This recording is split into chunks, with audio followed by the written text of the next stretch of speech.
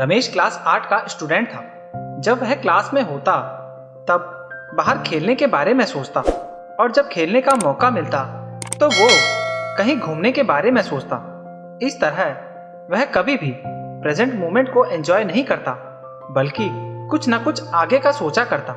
उसके घर वाले और दोस्त भी उसकी इस आदत से परेशान थे। एक बार रमेश अकेले ही पास जंगलों में घूमने निकल गया। थोड़ी देर चलने के बाद उसे थकान हो गई और वह वहीं नरम घासों पर लेट गया। जल्दी ही उसे नींद आ गई और वो सो गया। सोने के कुछ देर बाद एक आवाज आई, रमेश रमेश। रमेश ने आंखें खोली तो सफेद वस्त्रों में एक परी खड़ी थी। वह बहुत ही सुंदर थी और उसने एक हाथ में जादुई छड़ी ले रखी थी और दूसरे हाथ में एक मैजिकल बॉल थी जिसमें एक सुनहरा धागा लटक रहा था।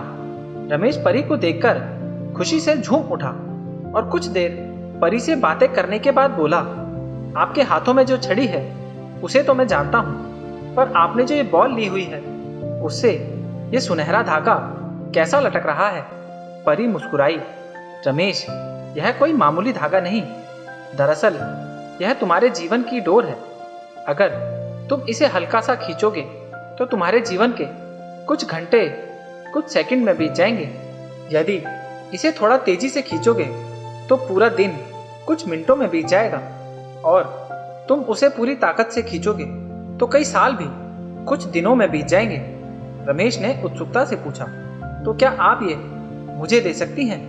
परी मुस्कुराई, हाँ हाँ क्यों नहीं, ये लो पकड़ो इसे, पर ध्यान रहे एक बार अगर समय में तुम आगे चले गए तो पीछे नहीं आ सकते।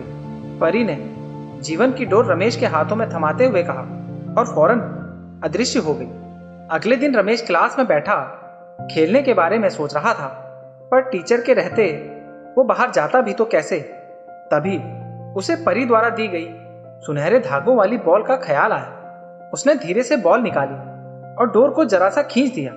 कुछ ही सेकंड में वह मैदान में खेल रहा था। रमेश ने मन ही मन सोचा, वाह मजा आ गया। फिर वह कुछ देर खेलता रहा, पर मौजूदा वक्त में ना जीने की आदत के अनुसार वह फिर से कुछ ही देर में उब गया और सोचने लगा कि यह बच्चों की तरह जीने में कोई मजा नहीं है। क्यों ना मैं अपने जीवन की डोर को खींचकर जवानी में चला जाऊं। और झटपट उसने डोर कुछ तेजी से खींच दी। रमेश अब एक शादीशुदा आदमी बन चुका था और अपने दो प्यारे बच्चों के साथ रह रहा था। उसकी प्यारी माँ, जो उसे जान से भी ज्यादा चाहती थी, अब बूढ़ी हो चुकी थी और पिता, जो उसे अपने कंधों पर बैठाकर घुमाया करते थे, वह वृद्ध और बीमार हो चले थे। इस परिवर्तन से रमेश अपने माता पिता के लिए थोड़ा दुखी जरूर था, पर परिवार और बच्चे हो जाने के कारण उसे बहुत अच्छा महसूस हो रहा था। 1-2 महीने सब ठीक ठाक चला, पर रमेश ने कभी अपने वर्तमान को आनंद के साथ जीना सीखा ही नहीं था। कुछ दिन बाद वह सोचने लगा, मेरे ऊपर परिवार की कितनी जिम्मेदारी आ गई है। बच्चों को संभालना इतना आसान भी नहीं, ऊपर से ऑफिस की टेंशन अलग, माता पिता का स्वास्थ्य भी ठीक नहीं रहता। इससे अच्छा तो मैं रिटायर हो जाता और आराम की जिंदगी जीता। और यही सोचते सोचते उसने जीवन की डोर पूरी ताकत से खींच दी। कुछ ही दिनों में वह एक 80 साल का वृद्ध हो गया। अब सब कुछ बदल चुका था। उसके सारे बाल सफेद हो चुके थे, झुर्रियां लटक रही थी। उसके माता पिता कब के उसे छोड़कर जा चुके थे। यहाँ तक कि उसकी प्यारी पत्नी भी किसी बीमारी के कारण मर चुकी थी। वह घर में बिल्कुल अकेला था। बस कभी कभी दूसरे शहरों में बसे उसके बच्चे उससे बात कर लेते। लाइफ में पहली बार रमेश को एहसास हो रहा था कि उसने कभी अपनी जिंदगी को एंजॉय नहीं किया। उसने ना स्कूल डेज में मस्ती की, ना कभी कॉलेज का मुंह देखा, वह ना कभी अपनी पत्नी के साथ कहीं घूमने गया और ना ही अपने माता पिता के साथ अच्छे पल बिताए। यहाँ तक कि वे अपने प्यारे बच्चों का बचपन भी ठीक से नहीं देख पाया। आज रमेश बेहद दुखी था। अपना बीता हुआ कल देखकर वह समझ पा रहा था कि अपनी बेचैनी और व्याकुलता में उसने जीवन की कितनी सारी छोटी छोटी खुशियां यूं ही गवा दी। आज उसे वो दिन याद आ रहा था जब परी ने उसे वो मैजिकल बॉल दी थी। एक बार फिर वह उठा और उसी जंगल में जाने लगा और बचपन में वह जिस जगह परी से मिला था वहीं मायूस बैठ अपने आंसू बहाने लगा। तभी किसी की आवाज आई, रमेश, रमेश। रमेश ने पलट कर देखा तो एक बार फिर वही परी उसके सामने खड़ी थी। परी ने पूछा, क्या तुमने मेरा स्पेशल गिफ्ट एंजॉय किया?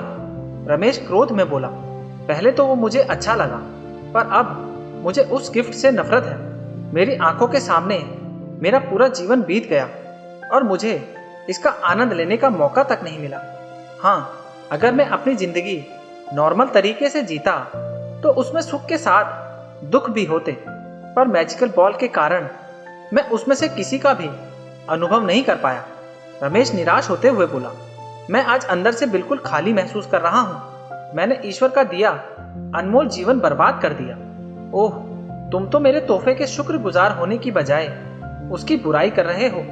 खैर, मैं तुम्हें एक और गिफ्ट दे सकती हूँ। बताओ क्या चाहिए तुम्हें? परी ने पूछा। रमेश को यकीन नहीं हुआ कि उसे एक और वरदान मिल सकता है। वह खुशी से भावुक होते हुए बोला, मैं फिर से वही पहले वाला स्कूल बॉय बनना चाहता हूँ। मैं समझ चुका हूँ कि जीवन का हर एक पल जीना चाहिए। जो अभी को कोसता है वो कभी खुश नहीं हो पाता, उसका जीवन खोखला रह जाता है।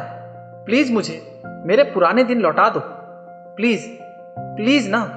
तभी एक आवाज आती है, उठो बेटा, तुम यहाँ इन जंगलों में कैसे आ गए? और इस सपने में प्लीज प्लीज क्या बड़बड़ा रहे थे? रमेश आंखें खोलता है। अपनी माँ को आंखों के सामने देखकर वह कसकर उनसे लिपट जाता है और फूट फूट कर रोने लगता है। वह मन ही मन परी का शुक्रिया अदा करता है और कसम खाता है कि अब वो जीवन के अनमोल पलों को पूरी तरह जिएगा और डे ड्रीमिंग और कल के बारे में सोचकर अपने आज को बर्बाद नहीं करेगा। दोस्तों, क्या आप खुद को रमेश से रिलेट कर पा रहे हैं? कई बार ऐसा होता है कि हम आज की खूबसूरती को सिर्फ इसलिए नहीं देख पाते क्योंकि हम एक सुंदर कल के बारे में सोचने में खोए रहते हैं, या कई बार हम जो नहीं घटा उसके घटने की चिंता में अपने आज को चिता पर जला देते हैं, बर्बाद कर देते हैं। हमें ऐसा नहीं करना चाहिए। खुशियों के छोटे छोटे पलों को पूरी तरह जीना चाहिए। जीवन की डोर एक बार खींच जाती है तो फिर लौटकर नहीं आती। किसी ने सच ही कहा है, बीता हुआ कल कभी नहीं आएगा और आने वाला कल शायद कभी ना आए। इसीलिए आज ही अपनी जिंदगी जी लो, आज ही खुशियां मना लो।